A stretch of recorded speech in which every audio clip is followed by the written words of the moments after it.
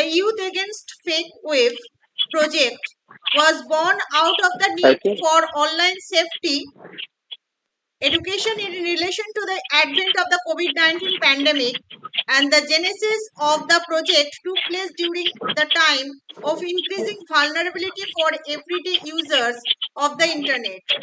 This is due to risk of scams, disinformation, and grooming, etc.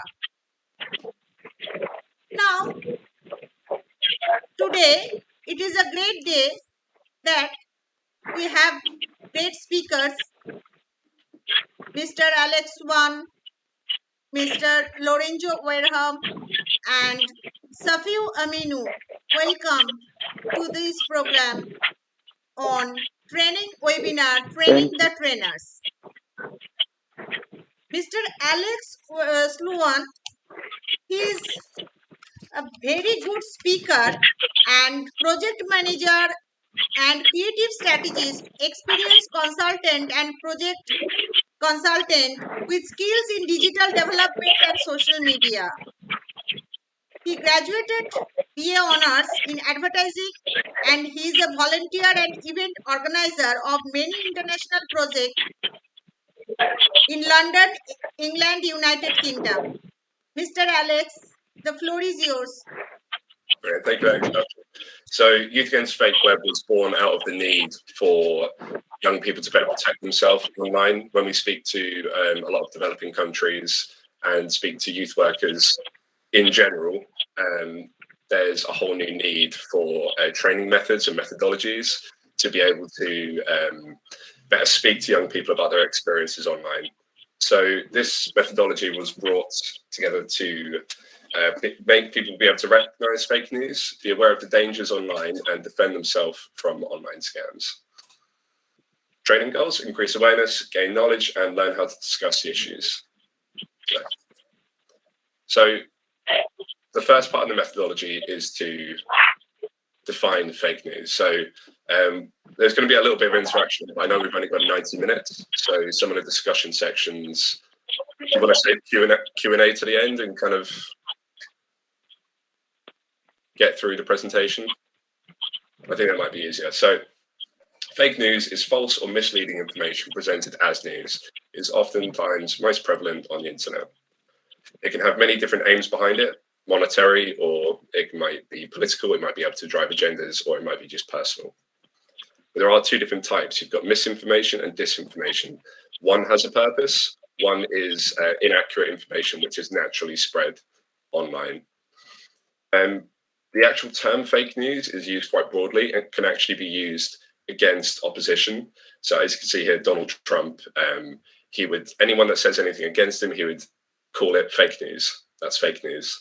And that's not how we're using it. That's how it has kind of been used in the culture. So yeah, irresponsible news. Calling something fake news is vague and oversimplified. What we want youth workers to be able to do is to develop their skills and use teaching methods and some of the learning resources that Youth Against Fake Web provides to help young people identify fake news when they see it before they might be affected by it. So different types and how to spot. So I'll run through these pretty quickly. So clickbait. I think we've all seen these. You'll never believe this. 100 reasons why you should click on this. These stories are used to grab attention to increase interaction with the publisher, normally at the expense of truth or accuracy.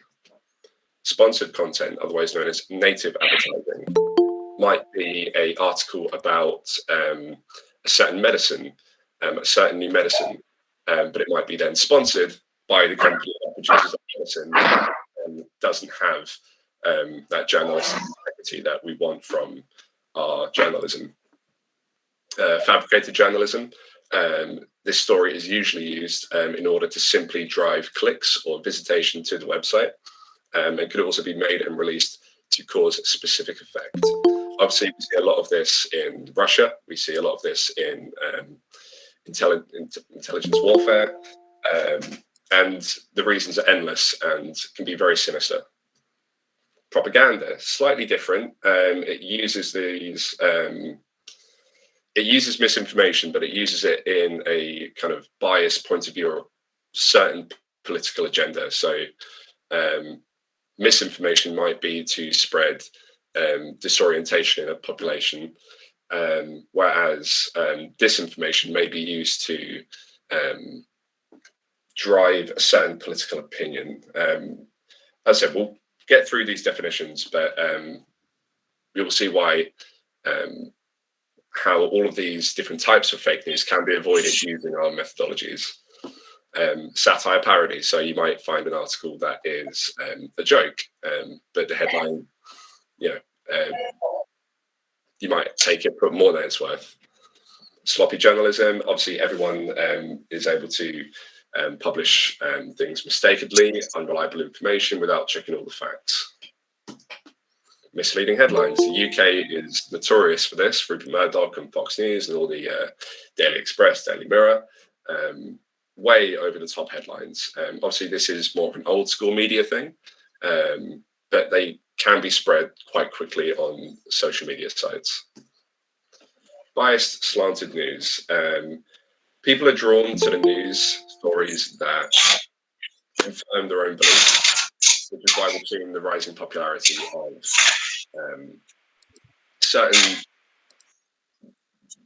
certain political opinions that have been given more airtime because they're popular, they're controversial, and they drive viewership. Doctored content, so images that might be altered. There's going to be a short video on fake deep fakes in a second. But yeah, so doctored images, videos, things like that. So this is an example of a deep fake. Українці, шановні захисники, бути президентом now you can see it's not a great deep fake. However, I'll just mute it, I'll keep it playing. Yes. In certain situations, young people might be who aren't very well versed in being online, or might just be at a very susceptible age to things, may see this. And this video was used to basically tell Ukrainian troops to withdraw from their posts. Obviously, the origin of this is disputed, but it's just an example of how doctored content and videos can't and shouldn't be taken for granted. So the reason why I rushed through all of these things is because it's really important that youth workers and young people in general are just more critical about what they see online and what they see on social media. And this is simply because people are only really seeing one worldview. They're not getting a broad range of opinions. And that is because of algorithms. Algorithms basically make it so you only see the content which you want to see, if that makes sense. And it creates these things called echo chambers. This happened to you. You have a conversation on social media, use a search engine to find information, or like a friend's vacation photo. Then suddenly you see advertisements all over the web for products that are weirdly relevant to your online activities. Maybe you're happy to see ads related to your interests, but maybe also a little creeped out because the online platforms you're using appear to be spying on you undetected. Did you give them permission to do this? Do you want large corporations to know your move online? Why is it happening in the first place? And what does it have to do with how we seek and consume information in our daily lives? Google, Facebook, YouTube, Amazon, and other online platforms want to keep us engaged with their products and services. They use algorithms, complex computational formulas, to show us advertisements, search results, news, and other content based on the personal data they collect about us. Our searches and clicks, our likes and dislikes, are tracked and fed into algorithms that determine what we see and what we don't see. The result of this automated process is that our information is filtered for us by invisible computer code, using our location, our presumed identity characteristics such as age and gender, our hobbies, interests, and shopping habits, our relationships, and even our political views. And unless we work behind the scenes for a tech company, we have very little knowledge about how or why the algorithms function the way they do, why we might see certain things and not others. What are the implications of this mysterious filtering process? If our online ecosystem is tailored to us, or assumptions about us, we are less likely to be exposed to diverse perspectives and conflicting points of view. We might miss important information because it never shows up in our personalized news feeds or search results. We might never hear about certain products, services, or opportunities. So our worldview is narrowed and shaped by algorithms. The internet becomes an echo chamber that reinforces what we already think and believe, and our ideas are never challenged. The more time we spend in this echo chamber, the more likely we are to become entrenched in our own beliefs and resist alternative views. We like the things we like, and the algorithms give us even more stuff we like. In this way, services such as YouTube or Twitter can contribute to political extremism and polarization, where different groups and communities no longer operate with the same set of facts. When we're searching the web or interacting with social media, we need to think about the limitations of the information we are exposed to as a result of algorithms. We need to consider how companies may use bits and pieces of our personal data to stereotype us and constrain the content we see. How do we do this? Watch the next video for 5 steps you can take to be more mindful of algorithms and the... So, as you can see there, it's important that everyone's aware of this process, because when we think about things like clickbait headlines, headlines in general that may just drive us for clicks, that in of itself might not be that dangerous as long as people know how to behave online. But it's important that people understand that there's a bias to what they are. How often has this... So during our transnational meeting in Macedonia, we came up with an amazing algorithm. Here's the team in our trainers event, and we basically came up with a small methodology that youth workers can use to help young people keep in their mind that they have to have a process of filtering. I'll get to it, filter. So because of the decline of trust in the media, people get most of their content online. And because they do it online, this content is usually unburdened by layers of editing, fact-checking that news organizations usually adhere to. And the fact that all the content is combined onto a single feed on social media, mixing it up with updates from friends and family, people can get hooked very easily to sensational headlines and pieces of information that come in between that experience.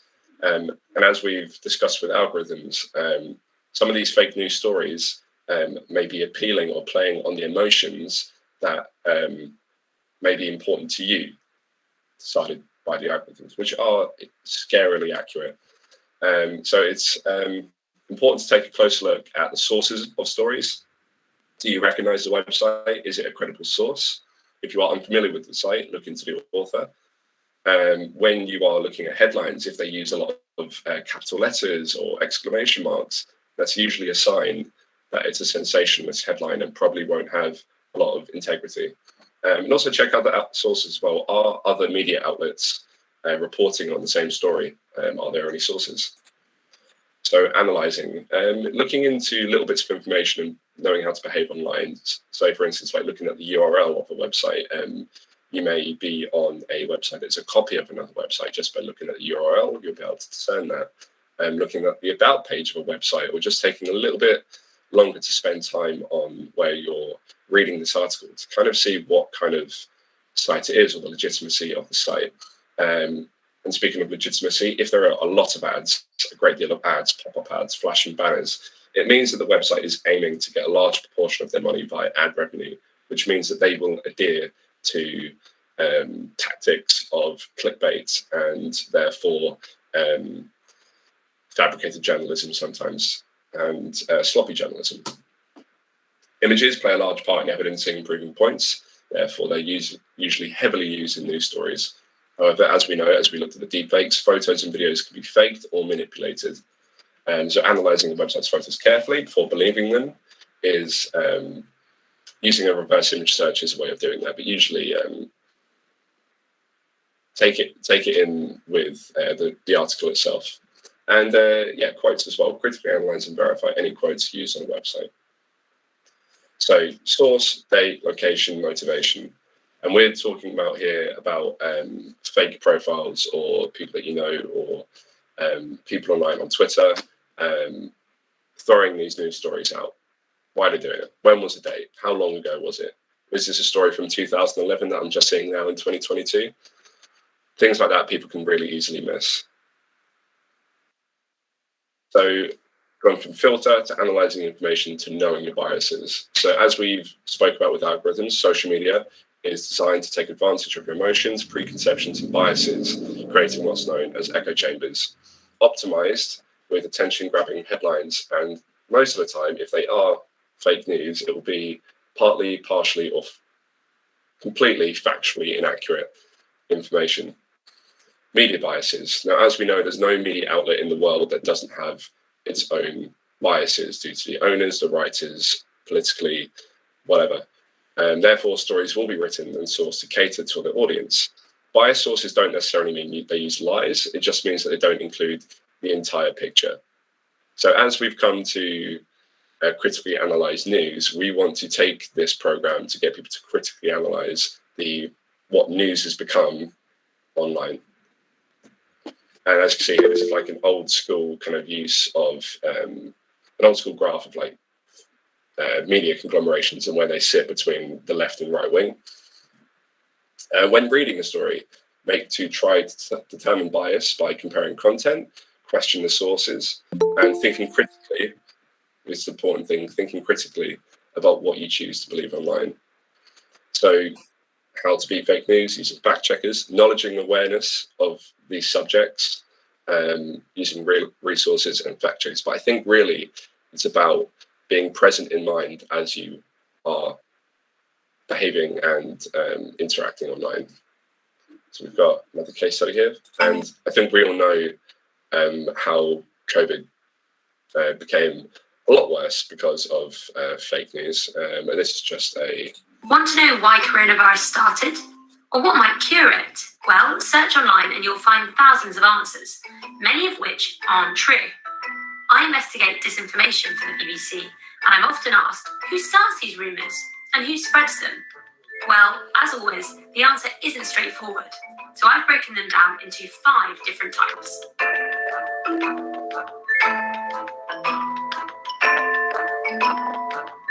1. The Joker. Lots of people have been sharing funny posts and memes online, and some of them are pretty good, but others go too far, and people actually believe that they're true. 2. The Scammer. This lot are looking to make money from the pandemic. Some create fake texts trying to get hold of your bank account details, or others plug dodgy advice looking to sell their remedies and cures. 3. The Politician. The people in charge can also spread fake news. That includes officials and state-sponsored media from around the world. Officials in China and the US have been trading misinformation since the start of the virus, each accusing the other of deliberately creating it. Of course, neither of those claims are true. And there are concerns about foreign interference. That's when states spread misleading information abroad in order to further their own aims. But it can be very difficult to trace interference back to the people in charge, or to figure out who are behind networks of fake accounts that are pushing misleading information. 4. The Conspiracy Theorist. These people think that nothing is as it seems. They've falsely linked 5G to coronavirus, speculated about who created it, or even suggested that coronavirus doesn't exist at all. None of these are true. These ideas have been bouncing around on the internet for a while, but they've started getting more attention as worried people look for quick answers to their questions. 5. The Insider. There's information that apparently comes from someone you trust, an unnamed doctor, professor, or hospital worker. But it turns out they don't exist, or if they do,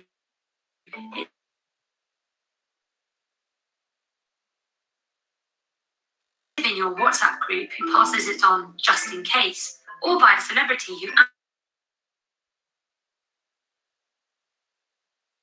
and governments decide what happens when people start and but ultimately it's spread. Check out our top tips for spotting and stopping misleading stuff online, and think before you share.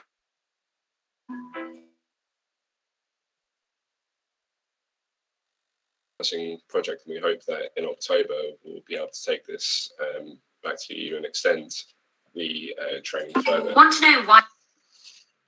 So just to recap, we've been able to define fake news in different contexts. We can now identify or help identify how fake news might appear online as to avoid believing everything we read.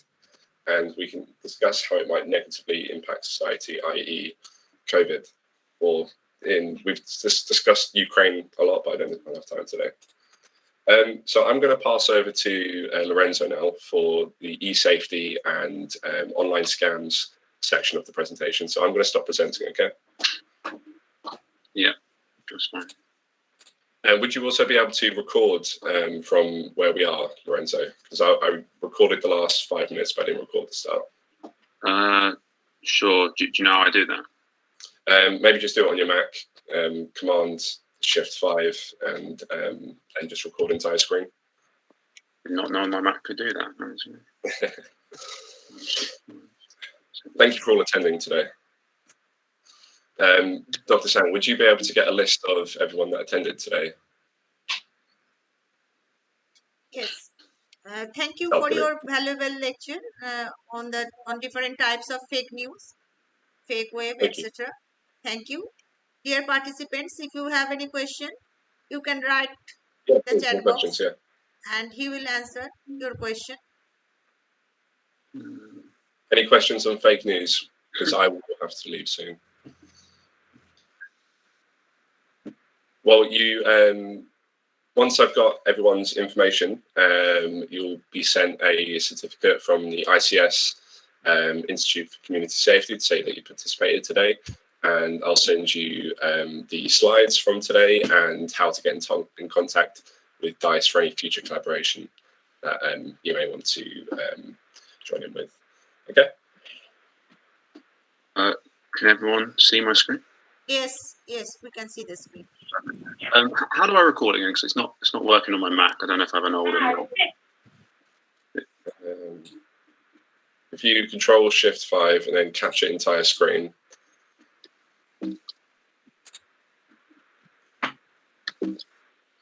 It doesn't want to do it for some reason. No, is there a way to do it on this? I'm not sure, but Command Shift 5 should work. Maybe not. It doesn't. I'm going to show you how it works for the kids. I've got a small section. Maybe just take some screenshots. I can do screenshots. Command Shift. Sorry about this. This is just for dissemination purposes. We should have thought about this beforehand. There we go. That's a screenshot. That's proof. Happy to meet Dr. Sang. I'm sure we'll speak again soon. Thank you for hosting today. Bye, guys. Hi, Alex. Bye. Right, so everyone can see e-safety, right? I'm going to take that as a yes because I can't present and see, but we'll just go with it. So e-safety. This is going to be tailored towards more young people because I guess it's more important for them to know about the safeties online, how to be safe while going through the internet. But then you can use this when you're, training young people on these sort of topics. So let's begin. Why is internet safety so important? So 93% of children use computers and phone today. Remember when I was younger, it wasn't really a thing. It's sort of starting. I remember dial-up computers back in the day. Now it's so easy for everyone to have a phone. Kids have phones all the time, tablets. So yeah, that's why it's important. 8 out of 10 teenagers use a home computer. In where I live in the UK, 1.4 million have their own web space. There are over 200 million registered users on MySpace. I didn't know anyone still uses MySpace, but I think, yeah, I guess they do. 2.7 billion searches on Google each month. So even counting the text and all that. So yeah, internet's big with young people, as we know. Lots of things to do. we all know what you can do online. It's very important for, messaging, social side of things. For young people, they need it for school. So a lot of school work is done online these days, researching on Google. But then, in work, it's good for promoting for things like this. So social media. What is social media? I think we all know social media refers to online tools and services which allow an exchange of ideas, information, videos, pictures, and graphics, just about anything you can name. Social media also allows easy sharing and distribution of existing content to others, so that professional work can be shared through networks. I don't know what social media you guys use. I'm mainly on Instagram these days. We have Twitter. I don't use Facebook so much. But yeah, as you see, Facebook users are still growing each year. According to this bar chart, we're at 1.69 billion, which is about an eighth of the world's population, which is very impressive. Here we just have some stats on Twitter, which I can't really read now, but you'll get all the slides, so you'll be able to see these in more detail. Risks. Obviously, with social media, it's a great thing, but it does come with risks. And there is a link between heavy social media use and increased mental health problems. These can be anything from depression, anxiety, loneliness, self-harm, even to suicidal thoughts. And this is, more common in young people. So luckily, like I say, when I was younger, we didn't have social media as much as today. So social media is obviously quite a big thing with young people. They're obviously the way they compare themselves to their peers, and that can obviously lead to depression. You only show your best side on social media. No one's putting up a photo when they're sad. It's always on a holiday or out with friends. So if you're constantly seeing other people living their best life, having a great time, it'll make you think about your life is not as good, when in reality that's not the case. People only put up what they want other people to see. So that's important to analyze when you're looking at social media, as we spoke about before with the fake anagram. Analyze is a part of that. Other risks on the internet, cyberbullying, which we'll go into more detail in a bit. That is obviously a big problem with young people today. But then there's other things, so invasion of privacy, identity theft, seeing offensive imagery or materials, scams, which again we'll go into, child grooming, cybercrime, and of course fake news, which Alex spoke about. So cyberbullying. What is cyberbullying? Cyberbullying or cyber harassment is a form of bullying or harassment using electronic means. Cyberbullying and cyber harassment are also known as online bullying. Cyberbullying has become increasingly common in recent times, especially among young people, as the digital sphere has expanded and technology has advanced. Different types of cyberbullying. So harassment, sending offensive, rude, insulting messages and being abusive digitally. Denigration. This is when someone can spread fake information about another person in an attempt to damage their reputation and their life. Flaming. This is when someone is purposefully using really extreme and offensive language and getting into online arguments and fights. These cause reaction. So yeah, they're basically things that you would get in traditional bullying, but online. It's quite self-explanatory. But I guess with young people today, like the bullying would be, well, back in the day, it would be just at school or when they were out of their homes, whereas now they can't escape it. So they go home, and because the internet's everywhere, they got their phone on them all the time. They can be bullied 24/7. So that adds another dimension to it, which is can lead to the issues we've discussed previously, the mental health issues. Other things: impersonation, outing, cyber stalking, exclusion. So yeah, other things which you typically find in cyberbullying. So here we have some characteristics of victims and perpetrators of cyberbullying. So who is a cyberbully? What are they typically like, their personality? So they have low self-esteem, problematic relations with peers. I think they have less support from their friends. They feel lonely, do not talk a lot, socially isolated, tend to show poor psychological adjustment, problematic relations with their parents. Traditionally members of ethnic minority groups have become easier targets. So yeah, these are things you traditionally find with a bully, but also now cyberbullying. Victims of cyberbullying, they do not have to be stronger or faster than their victims. Cyberbullies who were found to have lower school lonely. Yeah, they're kind of similar if you think about it. Bullies and victims in many ways, but isolated. But maybe the bully's been bullied himself, and that's why he goes on to bully others. Traditional things you find with bullying, but like I said, now online. How to protect yourself against cyberbullying. So this is something you can teach young people that you speak to and that you work with. It's very important to, first of all, ignore if that's the key thing. If you can ignore it, which is very hard to do if it's constant and all the time.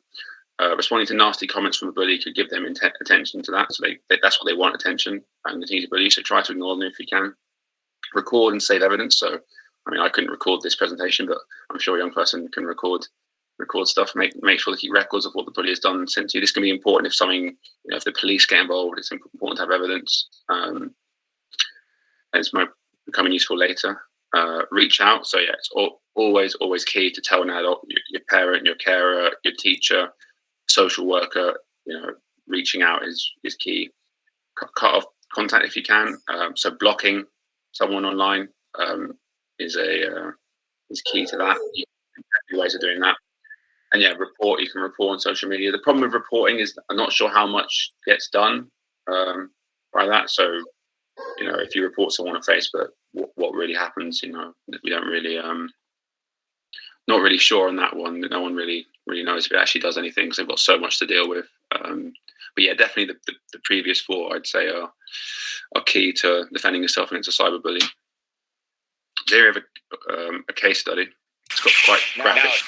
Now a CBS 2 investigators exclusive. His name was Nate Bronstein, a 15-year-old boy with a promising future, enrolled at one of the most prestigious private schools in Chicago. That is, until his parents say he became the victim of relentless cyberbullying and took his own life. Now, in this exclusive interview with CBS 2 investigator Megan Hickey, his parents allege the Latin School of Chicago could have done more to stop it.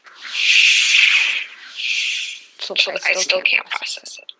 Rose and Robert Bronstein never fathomed He definitely wanted to go to a college that had big-time sports. that they'd be speaking about their son Nate. He loved to make people laugh and laugh himself. In the past tense. It's a toxic culture, so toxic that we lost our son from it. They're 10th grader, super sharp, funny kid, a pillar in their family of 5. A new transfer last fall to the Gold Coast Latin School of Chicago. But he was bullied by his classmates to the point that he didn't want to live to see his future. It had been kept from us. So that's why we were completely taken off guard when this happened. The Bronsteins had concerns about their son adjusting to a new school, and according to a 68-page lawsuit just filed in the Circuit Court of Cook County, they raised those concerns repeatedly with administrators. But according to the filing, they had no idea about the extent of the cyberbullying that tormented Nate. But the Bronsteins say Latin did. Our son would still be alive today. If Latin would have done their job and reported to us what had gone on within the school. That's because they were never told that on December 13, 2021, Nate asked for a meeting with his dean of students to report that several students were bullying him via a text message thread provided to CBS 2 and on Snapchat. One of those Snapchats, according to the lawsuit, encouraged Nate to kill himself. Another used a phrase that's understood to be an indirect death threat. The dean listened, but took no disciplinary action, according to the filing. And exactly 1 month later, Nate's father found him hanging from a shower in the bathroom in their home, a noose tied around his neck. Again, he was just 15. We would have known and we would have protected him. He'd still be here today. It wasn't until after Nate died that his family was made aware of the texts, the Snapchats, the taunting from another parent at Latin. And that's a problem, a legal one in the state of Illinois. Illinois General Assembly Public Act 098-06669 requires that every school in the state, including private schools, have an anti-bullying policy. That policy must include information about how bullying should be reported, how it's to be investigated, and that bullying incidents must be reported to the parents of those involved. When there's an alleged incident of bullying, they are supposed to notify the parents of both parties involved. Vito Mendez, one of the leading experts in the country on state anti-bullying laws and their effectiveness, confirmed Latin was legally required to report the meeting to the Bronsteins. Anna Mendez is the executive director of the National Association of People Against Bullying, and she can speak to why notification is so important. Her son Daniel's school knew about his bullying, but she was never notified until after he took his own life in 2009. He was just 16. It's one of my biggest regrets that I live with to this day is why was I not contacted? Why was I not told? In the weeks and months following Nate's death, students, parents, even a current employee at school reached out to tell the family they were not alone in their concerns about an alleged cover-up culture at Latin. You don't have to look much farther than Instagram to see public testimonials to that effect. The Survivors of Latin Instagram account is a public account with close to 3,000 followers, and according to the creator, the 121 pages worth of stories involve anti-blackness, xenophobia, racism, classism, sexual assault, homophobia, transphobia, and misogyny. Look, our son was 15, and his perception of what he can or can't handle isn't necessarily accurate. But that's why the policies exist, and that's why now the law exists to involve parents. The school has to err on the side of a lot of transparency. To be clear, the family isn't suing Latin for money. They pledged to donate any money gained through legal proceedings to anti-bullying and anti-suicide charities. They say they're speaking out because remaining silent would disrespect their son's memory. You can't allow this to go on because it's going to happen to another child. A son they never got to watch grow up, but they hope they might give other parents the chance to step in. We need transparency into what they did and didn't do while he was a student there and after the fact, because if this can be allowed to just be swept under the rug, then it's going to happen again, and we're not going to be complicit. Latin sent us a statement saying their hearts go out to the family, but with, quote, respect to their lawsuit, however, the allegations of wrongdoing by the school officials are inaccurate and misplaced. They said right now they're not going to comment on specific allegations, but called the claims, quote, unfounded. In the newsroom, Megan Hickey, CBS 2 investigators. So yeah, quite a graphic case study, but also important to know the effects of cyberbullying, and they can be graphic like that, and have a big impact on the families, people that they affects. So yeah, we'll get on to discussion at the end. So yeah, privacy invasions online. Data can be collected then sold for marketing purposes. Cookies can track people's search history. So I know I'm guilty of, when I'm just looking at something quickly and I'll just click OK on the cookies without really, reading too much into it. That's obviously not a good thing to do. Large retail companies can track search habits in order to better market products. Microphones can be hacked. Webcams can be hacked. Private images or messages can be leaked. So how to protect your privacy online. Use strong passwords to protect your online accounts. Use a password manager so that you don't forget your passwords. Use two-factor authentication to protect your online accounts further. Carefully configure your privacy settings on the sites that you use. Don't location tag pictures. Be careful when you agree to when you're visiting various websites. Lots of things. Use a VPN when using public Wi-Fi. Alex taught me that when we were in North Macedonia for the training. Consider using encrypted app for your messages, and turning off webcams and microphones. So recap. We now have internet safety, why it's so important for young people. We understand how social media can create negative mental health effects that I've explained and the effects it can have. And we can discuss cyberbullying and why it's important to protect one's privacy online. So now online scams. This is I wouldn't say fun, but we're just going to go over the different type of scams. Some of them you may have experienced, some might be new to you, and we'll discuss at the end all these scams. So the copycat government websites. Some scams involve websites designed to look like official government websites. They charge you a fee, renew official documents like passports or visas. They often, they'll contact you on an email maybe, and it will look very similar to the government one, But you've always got to double check when you're paying anyone online that it is legit. Dating and romance scams. These I think we've all heard of these. Sort of catfishing. Pretend to be someone, making them fall in love, and then using them for money. I think if anyone's seen the Tinder swindler, that's a good example of that. Holiday frauds. Scammers target online holiday booking and accommodation sites to scam unsuspecting customers into paying for accommodation, but it doesn't exist. And yeah, there's more. Mandate fraud. This happens when two people are in email correspondence and a scammer hacks one of their email accounts. So as a result, the scammer is able to impersonate money and ask for money. So I had an example of this. I got an email off my dad's email, and I thought it was him, and then it wasn't. Then he started asking for money, which is weird because my dad doesn't ask me for money. So I knew it was a hack. So we had to sort that out. But yeah, sometimes if it'd been the other way around, maybe if they'd hacked my account and asking my dad for money, that he might have just sent it. So it's weird, but you have to be careful. Farming is when hackers redirect the traffic from a genuine website to a spoof fake website. This can be they can be elaborate scams that have even tech savvy people giving personal information to scammers.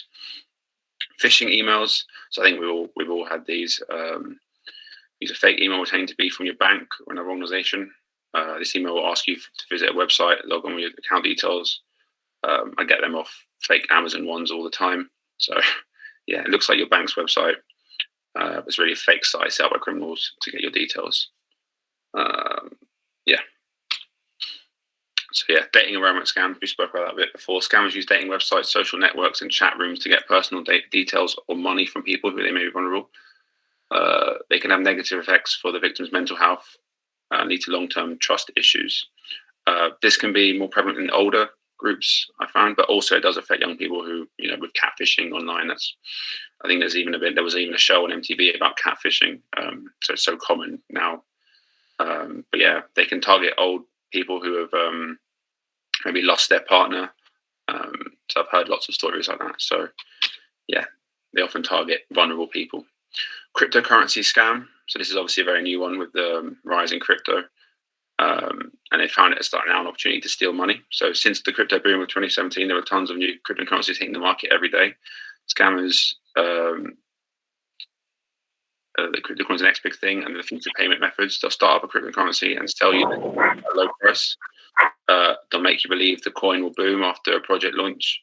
There are tons of crypto coins without any roadmap projects. And even your crypto wallet is not safe as you think. So yeah, with this one, there's been loads of cases. I think they're called like pump and dumps, where everyone will, maybe an online person will tell you to invest in this currency. They get everyone to invest so that the value goes up, and then they'll take the money out and it'll plummet and you'll lose all your money. So yeah, if you're thinking of investing in crypto, just do a lot of research before you do it, and never invest anything you're not willing to lose. How to identify a scammer. Scam emails, websites, social media accounts will often look fake if you are observant enough. Spelling mistakes can often be a tip-off that you're dealing with a fake business. If a scammer promises you a large amount of money, they're most likely lying. If a scammer tries to convince you that they are a member of a foreign royal family, they're most likely lying. If someone acting as a legitimate organization threatens you while asking for money or personal information, they're most likely a scammer. So yeah, just be aware. I don't think a foreign royal person's ever going to ask you for money. So, that should be a clue right there. Don't click on links if you're not sure they're legitimate. They can lead to malware, spyware, infecting your computer. So keep your social network and email website settings to private. Mask your location. Avoid joining mailing lists that seem illegitimate. So we've got 5 more scams to watch out for. The email attachment scam. This scam uses people's curiosity against them. It's a very simple scam, and they use an email attachment. The scammer sends you an attachment for that is clicked on, will download viruses and malware onto your computer. So yeah, that might have clickbait headlines to it to get you to click the link. And then before you know it, you've got a virus, which is not good. The foreign prince trick, I think, yeah, we've been over this, but a foreign prince isn't going to ask you for money. So saying they're part of the royal family, normally they say like they need a certain amount of money to unlock their wealth, then they'll give you double back. But yeah, it's never the case. Job scams. So I found a lot of these when I was looking for work back in the pandemic. Yeah, a lot of jobs, they kind of just use, they're not real jobs, and then they use it to get your data that you put out. So your CV will have information about you. Yeah. And then also there's more traditional ones where the job usually asks for the person to send money to organization to be involved in illegal money laundering activities. Just be careful when you're job searching. You can use websites. There's one in the UK called Glassdoor, so it reviews that to make sure the company and the job to make sure it's a real one. So yeah, just be careful when looking for jobs. Advanced fee scam. This one's the most common online scams, and they ask for payment of money from people before they do anything for you. Even though you'll be promised a reward or special product, if you pay, the scammer will take your money and you won't be able to contact them again. Charity and relief scams. The scam will send a message to you as pretending to be a charity. The scammers will ask you to make a donation to their charity. They'll give you very little information about their organization, which is a fake charity. After you give them money, they will stop messaging you. So, it's always good to donate to charity, but, just know where your money's going. Research is very important. So, if you're donating to UNICEF, it's UNICEF, but if it's a smaller charity, just make sure that they have an online presence, a website, and you can see that the money you are sending to them is actually going to have some impact.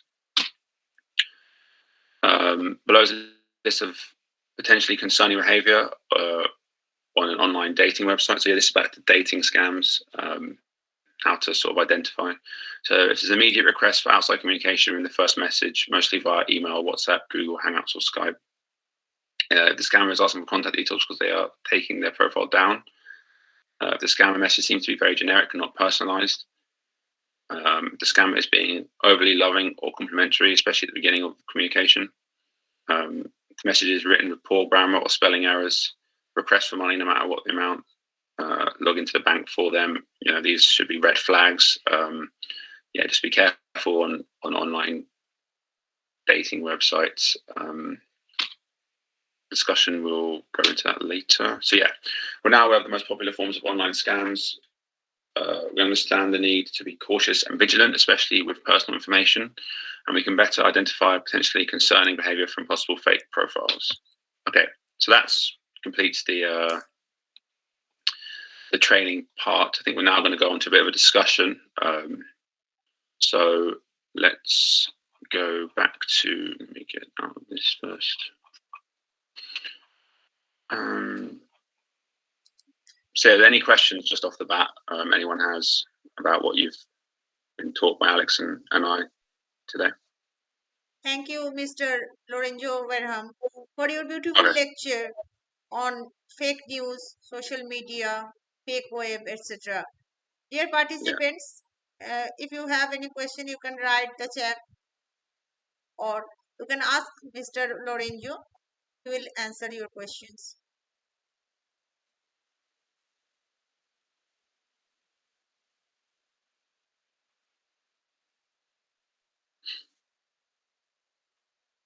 I hope there is no question.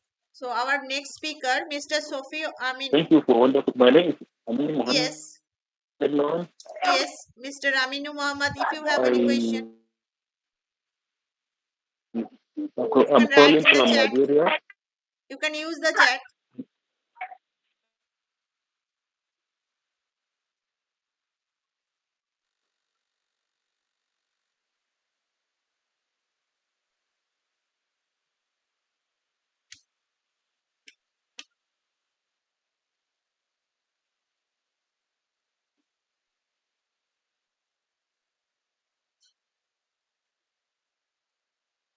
Any question, Mr. Aminu Muhammad?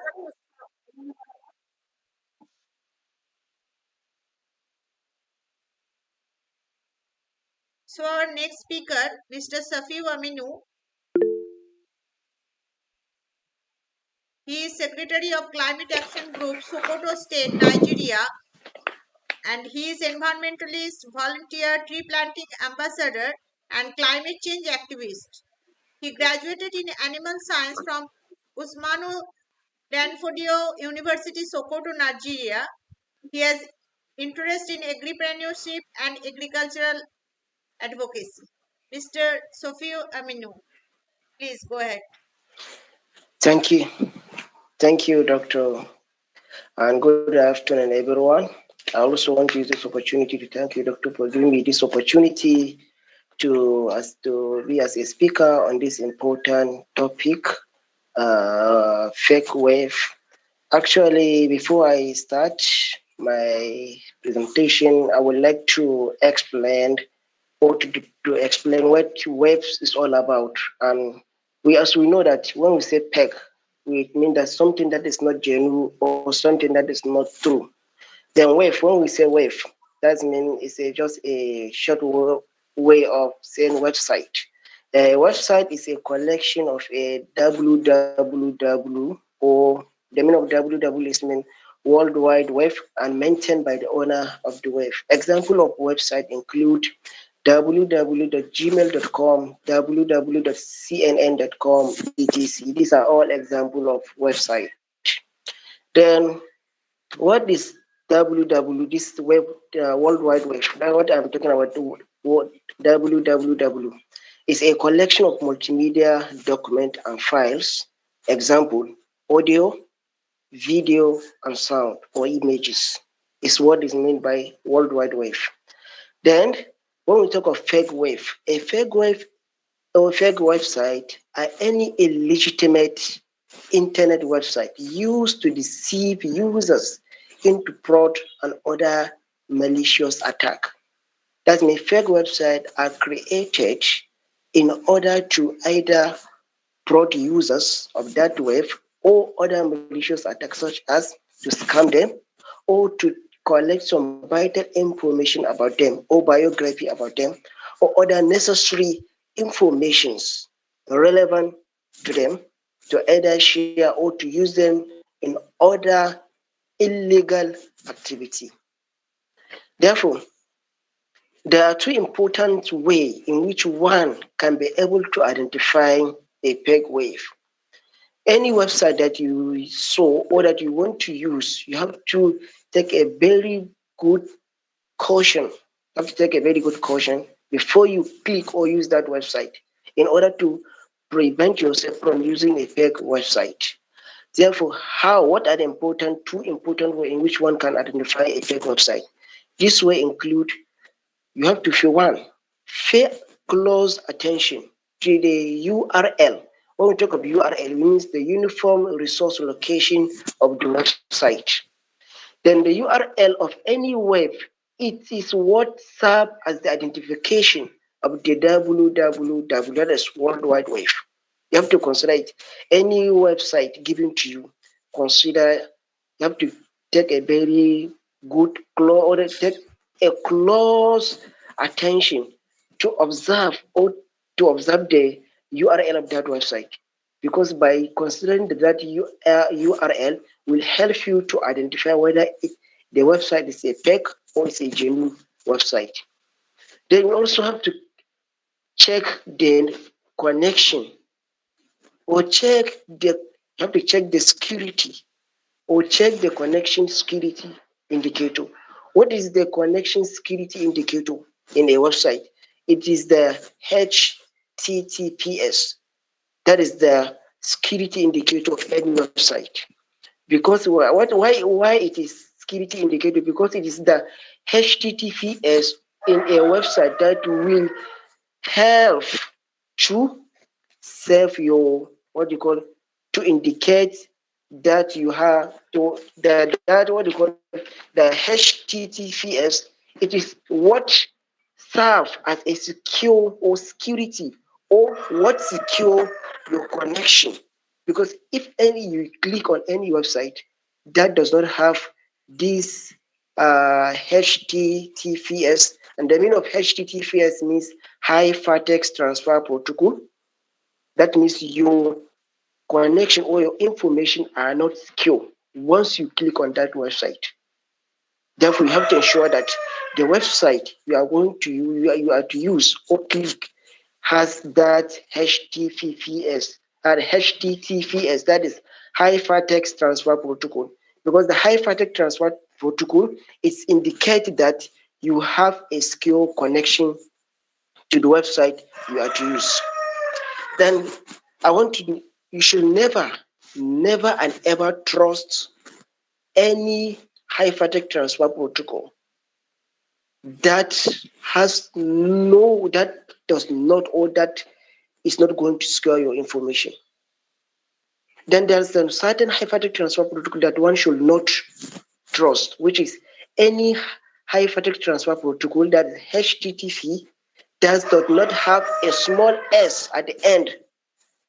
It is not a genuine website, and you should not trust it.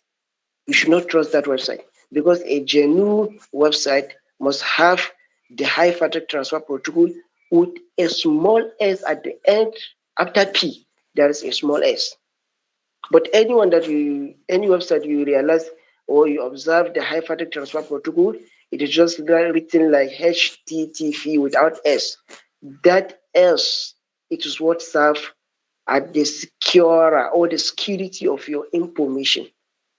Therefore, these are two differences that one has to consider. The hypertext transfer protocol must have an S. If the hypertext transfer protocol, that the HTTP, does not have an S, that website is not a genuine website. Then, what are the effects of fake website? The effect of fake website include: one, fraud. If you click or use a fake website, they can fraud you or scam you. Two, they can hack your account, especially social media account. Three, they can hack your email too. Four, they can obtain your vital information as a result of using a fake website. Five, they can give you a wrong or false information on anything. Maybe if you are searching for something on website and you click on a fake website, instead of to give you a genuine or true information of what you are looking for, but rather it will give you a fake or untrue information of what you are searching for. Therefore, how can one protect himself from a fake website? One, you have to ensure that you will never click on any illegitimate link or website. Because once you click, the negative effect of using the fake website, as I mentioned before, is either giving you a wrong information or obtaining your personal information, hacking your account, or scamming. Then you also never, in any website or link given to you that requested you to put your password, never do that, because it's indicating that they are products. Maybe they are going to use it to scam you or to hack your account. Therefore, you should never click or fill any Google form or any website that will ask your password, especially your social account password or any other password of any account. As I mentioned, that the two important ways in which one can identify a fake web is considering the URL, that is Uniform Resource Location or locator, and the Hypertext Transfer Protocol, which is HTTPS. And I also mentioned that the Hypertext Transfer Protocol that does not have the small s at the end is not a genuine website. There's a situation in which you will find a website with both URL and the Hypertext Transfer Protocol written all the same time. What it means that instead of you see a www.so.com, you may see it with https://so.com. That HTTPS is ensuring you that, or is telling you that the website is a genuine website and your personal information or your information used in the website are secured. But in the absence of that small s, it will tell you that your information are not secure. Therefore, we should all ensure that any website we are to use, we consider these two important identification that will help to differentiate between fake and a genuine website. Once again, let me briefly explain what website means. A website, as I mentioned before, is a collection of a world wide web. What is World Wide Web? That's www. And the website are maintained by the owner of the web. Therefore, somebody can decide to create his website in order to prod or to do other malicious attack with that website. But if it is a genuine website, any genuine website can be identified. Likewise, fake website can be identified. Therefore, we should be able to know how to differentiate or how to identify fake and genuine website. Then I also mentioned that we should never and ever try to use a website that does not have a genuine or that does not have the URL or HTTPS. There's in some instance you may find that some website they're just so like they'll just put qrst.so.com. That is indicating it's not a genuine website. But a genuine website like www.google.com, www.gmail.com, www.cnn.com, or www.whatever.com, it's indicating you a genuine website because it has the URL that is uniform resource location. Then at the same time, also if you click it on the website in the browser, you will also observe the hypertext transfer protocol, that is HTTP with the small s at the end. And also in the browser, if it is a genuine website, then also if the website, if the website is being used by anybody, that will help to will indicate or will protect or secure your information. You will observe a small padlock, either green or black, in your search bar. You will observe in the search bar, or either in the browser, Google, the browser like Google, Opera, Firefox. Then after you put the website, you tap the website, and you click search or enter, you will observe a small padlock. That padlock is indicating that your information are secured because of the hypertext transfer protocol. But in the situation you do not observe that small padlock, either in green color or black color, it means that your information are not secured because the hypertext transfer protocol used on that website is not a genuine. That's indicating that it may easily, or you may easily be fraud, scam, or your account may be easily hacked, or your personal information can be hacked or obtained, and it can give you a wrong information of what you are looking or searching on that website. Especially on online marketers, there are some certain websites that are used for marketing products, that are used for buying and selling, like Jumia, Alibaba, Konga, and other websites. This website that I mentioned, they are genuine and we are all known to us. Then you may realize so many websites that are used for online marketing, buying and selling.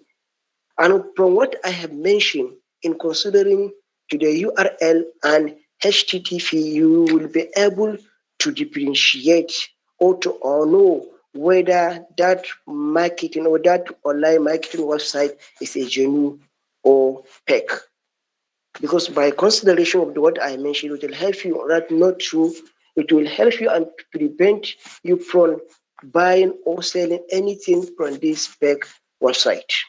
In a summary, fake website has fake website has caused a lot of damages or has risked the life of so many people, particularly youth, that are engaged on social media. Because as a result of fake website, I have realized that so many people were being fraud or their social media account had been hacked as a result of using fake website and others. Thank you, Doctor, for giving me this opportunity to speak on this important topic, fake wave. Thank you, Mr. Safiu Aminu, for your valuable lecture. It is really very informative.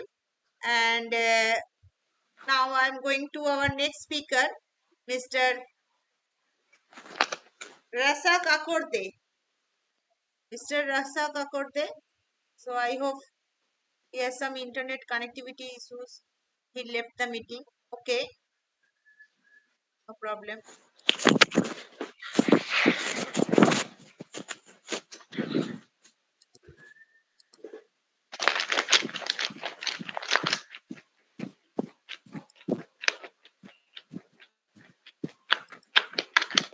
Can you see the slide? Can you see the slide? Dear participants, can you see the slides? Please respond. Yes. Yes. Thank you. We have seen it. Yes. Now I am going to discuss about youth against fake wave, and it is today. Social media has great impact on the ways we interact with one another, as social media platforms have connected us to one another in new and impactful ways. Stories and opinions can gain exposure with unprecedented speed, giving individuals around the globe continuous access to a near real-time conversation about both important and very useful matters. But with the increasing popularity of a wide variety of internet-enabled devices and advanced mobile internet speeds, more and more people are getting involved with social media. Indeed, two-thirds of all countries use it, and many of us get our news through posts made on social media networks. Unfortunately, there is a dark side of all social media: fake news, misinformation, which can influence the users, manipulating them for political or economic reasons. And it is now very important question that how we can spot the fake news and what we can do to combat it. This guide will provide a comprehensive view of the subject, and this program will give you the tools you will need to address this issue today.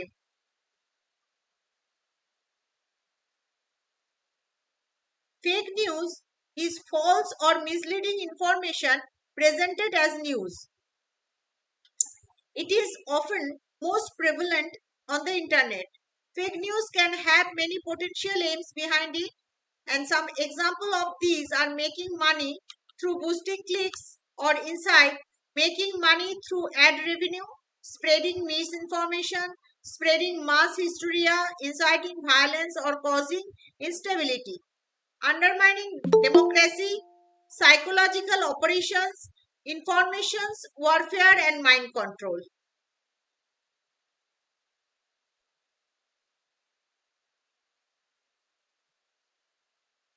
Fake news or false information does not come in just one way. There are a multitude of ways that people fall prey to false information on the internet.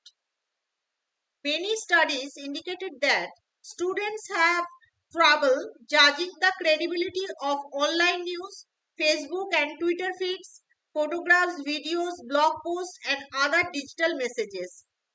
Struggle to distinguish ads from articles, neutral sources from biased ones, and fake accounts from real ones. There is lack of verification skills. The digital news literacy curriculum to address the critical thinking skill is needed today. Facebook has recognized the problems associated with fake news and is taking action to address it. Some initiatives in this vein include the Facebook Journalism Project and the News Integrity Initiative. These are designed to spread awareness about the problems associated with fake news as well as increase the overall trust in journalism. Facebook has also tried to label or remove fake news as the presidential election draws closer in an effort to minimize the influence of politically motivated fake news. The company has taken action against individuals and pages sharing the fake news, removing them from the site when appropriate.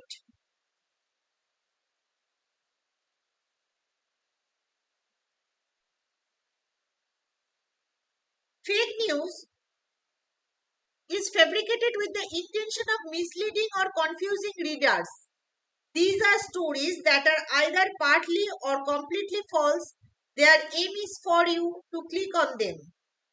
These stories use attention grabbing headlines to increase the interaction on publisher website, normally at the expense of truth or accuracy.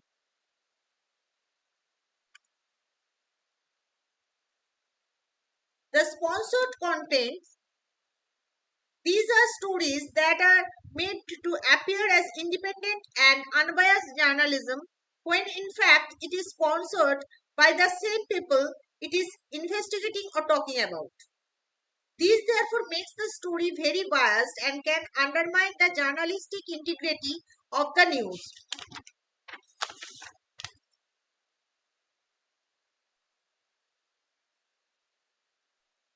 Fabricated journalism, these are news stories that are completely made up. They may include completely made up quotes or sources as well.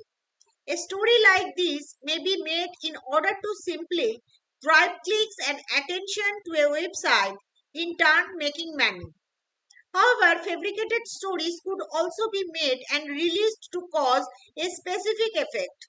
These desired effect could be to incite violence, divide groups of people, destabilize governments and their political process, or to completely break down societies. The potential news or reasons are endless and can be very bad.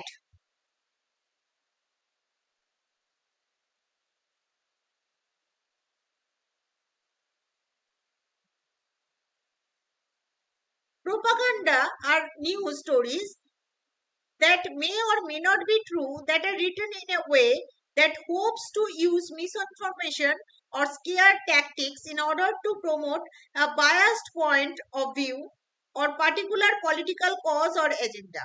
Fake news can take advantage of our pre-existing biases to get us to fall for it. It is important to recognize our bias so that we are not taken advantage because of it. And there are emotional appeals. As with other forms of misinformation, propaganda often leans on using emotional appeals to generate interest and manipulate readers. Using lies or half truths, propaganda may outright lie to convince readers. Alternatively, it may use partial quotes, skewed statistics, or other dishonest methods to support a specific point of view. Testimonials are articles which may also present testimonials, sometimes from well known celebrities to support their view. These are also sometimes fabricated.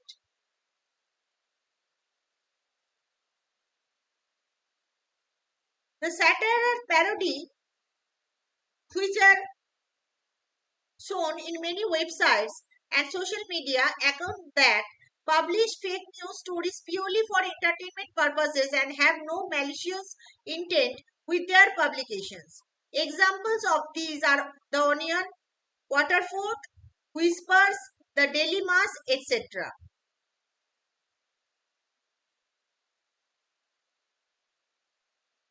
Sloppy journalism.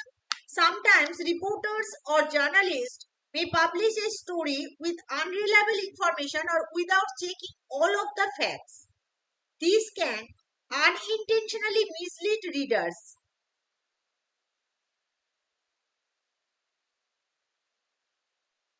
Misleading headings are stories that are partly true and partly false.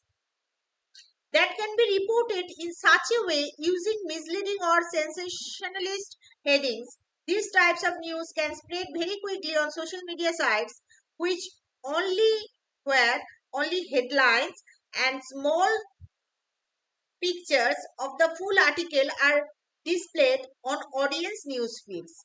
In May 2019, a video made on rounds on social media that appeared to show Nancy Pelosi stammering and slurring on her speech, causing many people to question her mental aptitude. The New York Times revealed that this was in fact a doctored video.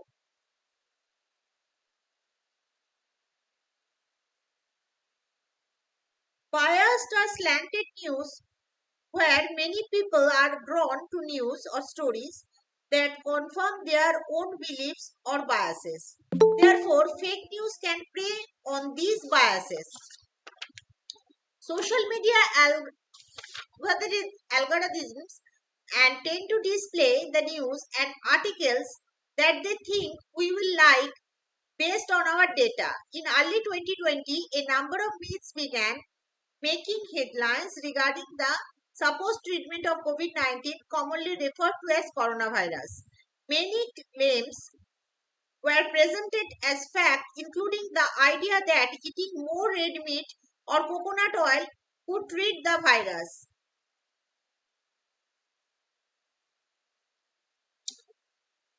The picture shows doctor content. News stories that are completely false don't tend to have much evidence to support their legitimacy. Therefore, people may try to back their fake news up by using the fake images, documents, or videos.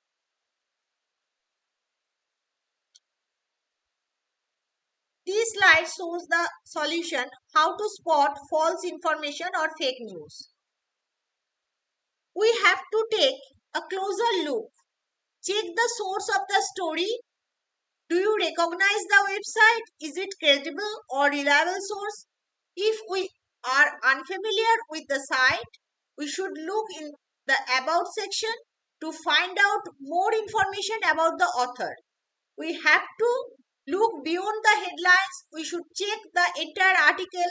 Many fake news stories use sensationalist or shocking headlines just to grab attention. They may use all caps or lots of exclamation points. We have to check other sources, other reputable news and media outlets. We have to check the facts if the stories with false information often contain incorrect dates and unclear facts. We have to check our biases. We have own views or beliefs affecting our judgment of a news feature or report, and we have to question, is it a joke? These sites are popular online, and sometimes it is not always clear where a story is just a joke or parody. We have to make sure to check the websites and which is known for satire or funny stories. We have to check the web address. About us, when on a website, we look for an About Us page and read through it carefully. We have to analyze whether it says who is running the site and what is the purpose of the site is. An About Us page can be good indication of the level of legitimacy of a website. We have to careful about us pages that seem vague or scant on details. If your website has great deal of ads, pop-up ads and flashing banners, it is mostly meaning that the website is aiming to make large proportion of their money via ad revenue. The website could therefore be more concerned with driving web traffic to their site than with providing legitimate, accurate news stories. We have to be mindful of this when getting information from websites like this. These are fake images. Like Mahatma Gandhi could not say that the world is the problem and the atomic bomb is the answer. Or Abraham Lincoln, don't believe in everything you read on the internet just because there's a picture with a code next to it. Photos can play a large part in evidencing and proving points and therefore are heavily used in news stories. But photos can be faked and manipulated. Analyze a website photos carefully before believing in them completely. Consider the using of reverse image search on Google and you can see what comes up. This can help you to check the legitimacy of an image that you find online.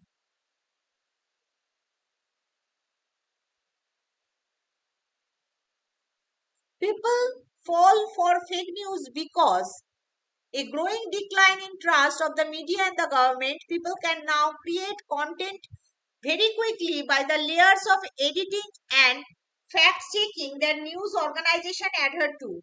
Content is combined into a single feed on social media, mixing updates from friends and family with identical looking links to stories across the web. Lower attention spans allow people to be hooked by sensationalist headlines. Fake news stories appeals and play on our emotions. Widespread use of internet are main causes of spreading fake news. Fact checkers can help to verify or clear up any news that we are uncertain about. Here are some names like Fact Scan, Canada Fact Check, PolitiFact, Snopes, factcheck.org, trutherfiction.org. Google search or Google image search can be used to check photo or news if it is fake or real. How to beat fake news? We should consume information in a savvy way and try to avoid sharing things if you are unsure if they are true or not. Break out of our information bubble. We should seek news from a variety of sources so that we can interpret news in a more critical and objective way. We can use different search engines which are not neutral or bias free, and they use an algorithm that analyzes our past activity to present search hits to you that you are more likely to interactive with. We should try to minimize the effect of these by using a variety of search engines. We should be aware that fake news and biased news exist. Understanding this when you read news online will better help you critically analyze journalism and will also help you better understand how your own biases could be affecting you. We should develop a healthy dose to be critical and careful when reading and analyzing news, even from traditional respected sources, will help us to better interpret stories that are being reported in a complete manner. We should question the language, social conventions, and taboos being used to define the issues and problems. We should take note of sensationalist or inflammatory language. We should also take note of the cultural norms and rules that the writer is viewing the story through. This can help make us understand the sort of bias that a journalist or media outlet may have. We should give breaking news stories time to develop. Breaking news is fast paced and often reported in attention grabbing headlines. However, the full story is never reported accurately and comprehensively until the news has stopped breaking. Thank you.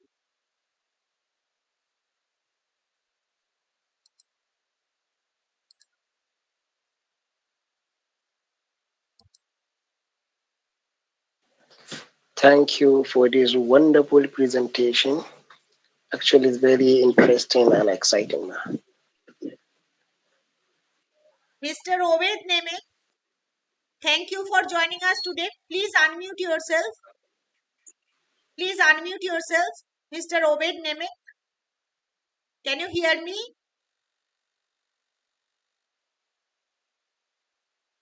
Mr. Obed Neme, can you hear me? Please unmute yourself. We can't hear you.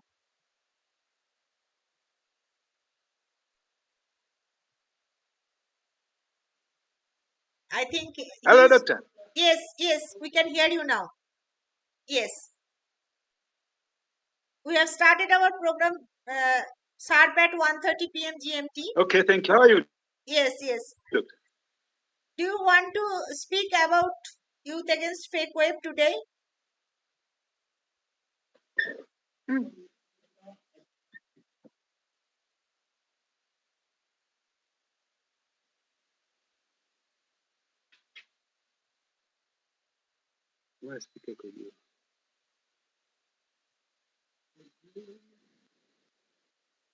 You can share your views regarding youth against fake wave.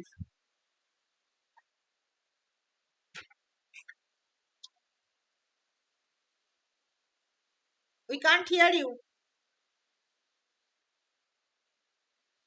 Hello. Yes. Please, the floor is yours.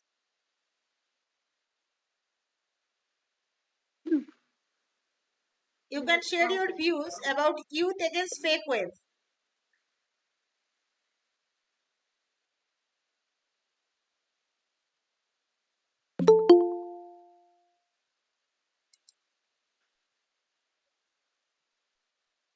We can't hear you.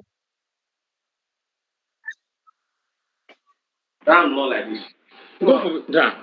Hey, just no. Just you know. So now we are concluding our session. Mr. Obed Nemeth, do you want to share your views or anybody else? If you have any question or any ideas how to stop fake news, you can share your Hello, ideas doctor. or views. Yes. Hello. Yes, we can hear you.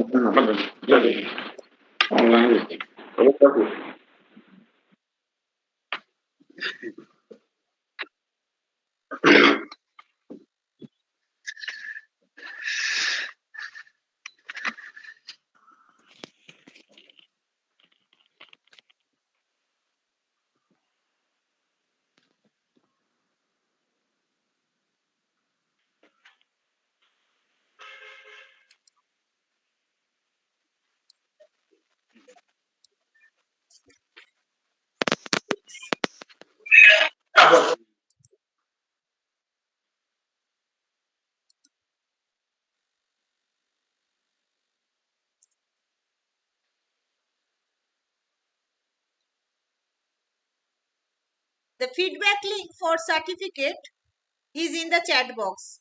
Please fill up the feedback link. You will get certificate tomorrow. Dear friends, I have shared the feedback link for certificate in the chat box. Please fill up the link to get certificate tomorrow.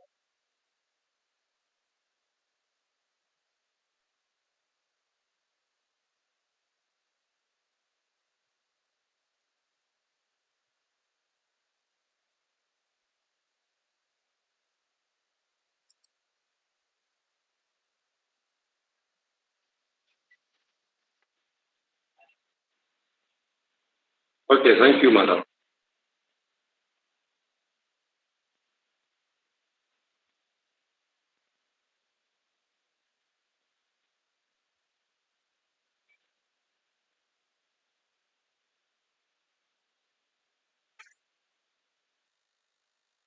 We will wait another few minutes for this feedback link and then I'll finish this session.